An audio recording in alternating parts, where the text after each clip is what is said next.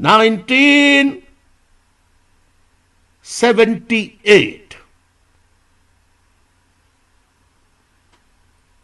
11 جون 1978 11 جون 1978 سے جامعہ کراچی سے میں نے جدوجہد شروع کی اور غریبوں، متوسط طبقے، پور کلاس، لوور مڈل کلاس کے حقوق کی صرف جدوجہد نہیں کی شروع، بلکہ ساتھ ساتھ پاکستان میں 76 ایئر سے جاری فرسودہ جاگیردارانہ، وڈیرانہ، سردارانہ نظام کے خاتمے کی جدوجہد کی۔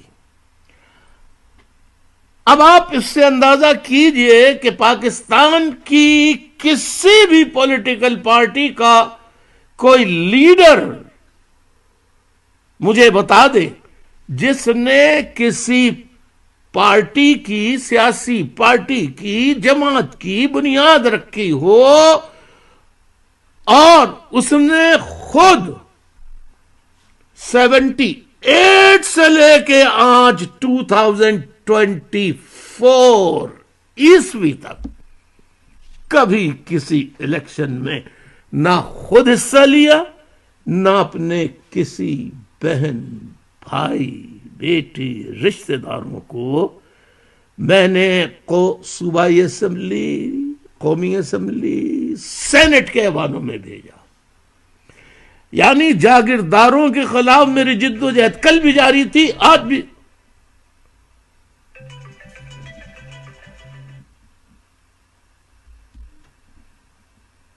ایک منٹ،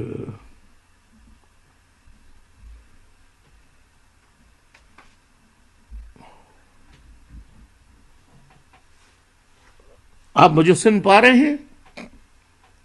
آپ مجھے سن پا رہے ہیں؟ دیکھ پا رہے ہیں؟ جی، تو میں کیا کہہ رہا تھا، ذرا مجھے یاد دلا دیجئے، یہ بیچ میں گڑبڑ ہو گئی تھوڑی سی ٹیکنیکل۔ یہ ایسا ہے، یہ مجھے دے دیجئے نکال کے، مجھے بتا دیں، میں کسی سے بند کرواؤں اس کو، یہ کیسے بند کرتے ہیں؟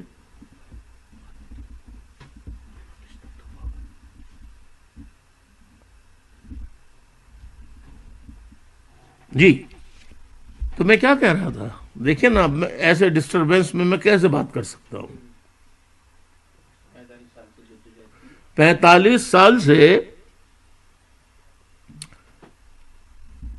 میں نے صرف غریبوں، متوسط طبقے کے حقوق کے حصول کی جدوجہد ہی نہیں کی، آج تک کر رہا ہوں، بلکہ جاگیردارانہ، وڈیرانہ، سردارانہ کرپٹ نظام جس کو مکمل سرپرستی، پروٹیکشن، شیلٹر حاصل ہے پاکستان کی فوج کے جرنیلوں کا، پاکستان آرمی کا۔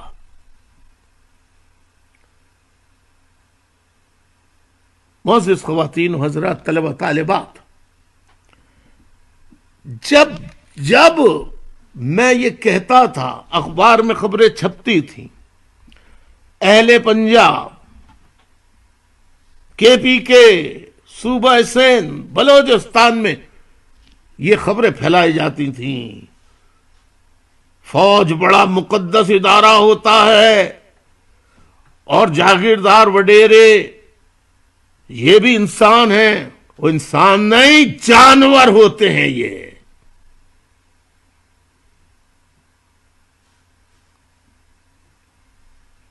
ہندوستان یعنی بھارت کی ترقی کا راز یہ ہے کہ 48 میں وہاں سے نوابیت، فیوڈل، سرداری، نوابی، ہر قسم کا بیہودہ انگریزوں کا نافذ کردہ نظام ختم کر دیا گیا تھا، اور پاکستان میں آج کے دن تک یہ نظام جاری ہے۔ فوجی یعنی آرمی کے جرنیلوں. اب آپ کہیں گے کہ آرمی کو آپ نہ کہا کریں. کیوں نہ کہوں؟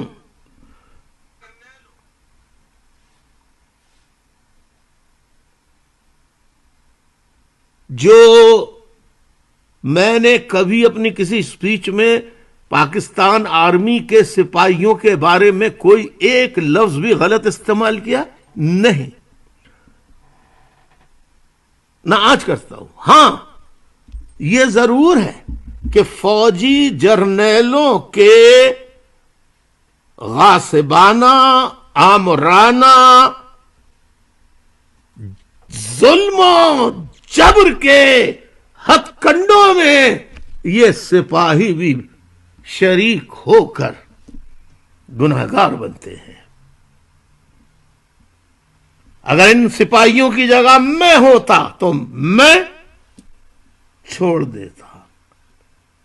جیسے میں نے فوج 57 Baloch regiment رنگروٹ number 2642-671 Altaf Hussain delta company 57 Baloch regiment اس کو خیر بات کہہ دیا.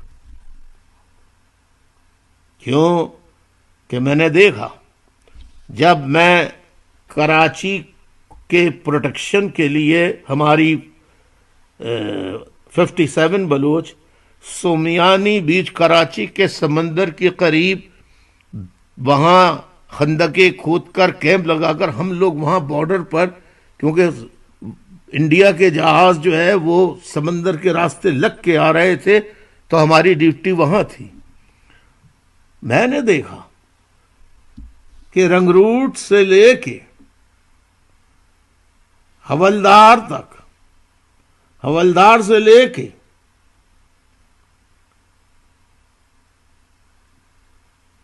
نائب صوبیدار تک، نائب صوبیدار سے لے کے صوبیدار تک، صوبیدار سے لے کے صوبیدار میجر تک،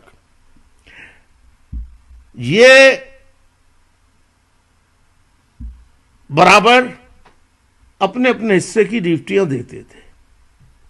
لیکن سب سے زیادہ جو تھے وہ رنگروٹ یعنی سپاہی، پھر لاس نائک، پھر نائک، پھر حوالدار، یہ زیادہ دیا کرتے تھے. نائب صوبیدار اور صوبیدار اور صوبیدار میجر بننے کا عمل جو ہے وہ فوج کی نان کمیشنڈ نفری میں نائب صوبیدار سے لے کر صوبیدار میجر تک اس پورے طبقے میں اشرافیہ شروع ہوتی ہے نائب صوبیدار سے لے کے صوبیدار میجر تک. یہ آپ کو کوئی اور شاید نہ بتائے.